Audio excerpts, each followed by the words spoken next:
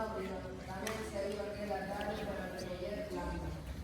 A onde ir? A recoller castañas. Podedes ir comigo. Vou buscar plantas para preparar un ungüento.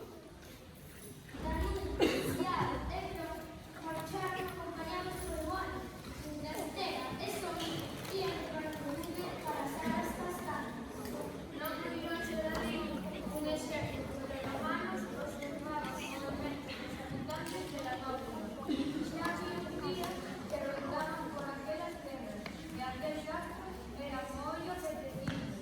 Parecía un lugar estupendo para vivir. A tranquilidade dos galegos corría peligro.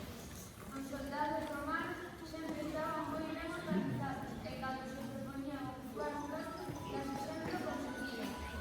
No hay duda de que es un buen sitio para vivir. Sí, damos que invadir este campo. Votar os habitantes e quedarnos con os caras. Eu xa non podo máis. Levamos todo o día andando. Estou canso e teño fame. Eu tamén teño moi cansado. Está ben, imos a adentrarnos no monte a ver se atopamos algo para comer.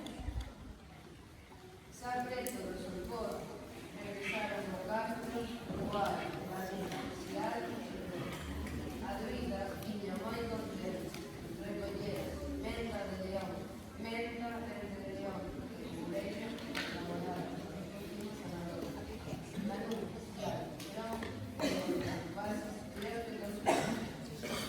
Vou para a miña casa a preparar as coisas. Traemos tantas que podíamos dar ideal a todo o país. Imos deixar aquí unhas poucas que non as necesitamos todas para outro.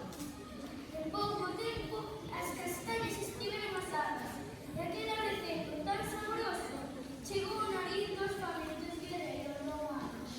Mentras a familia de Danú, Tiago e Fron degustaban a cea na súa casa. Os romanos foron chegando guiados por a cheira venenosa, ata descubrir no chan os pasos que deixaran os pequenos galaicos cazadillos e castañas. Que ben mole! Deben estar asando castañas. Se tiveran unhas poucas. Mirade, hai aí castañas amoreas. Podemos collelas e asalas. Non te preocupes, en canto soltemos este casco, todo vai ser noso, e as castañas tamén. Collelas.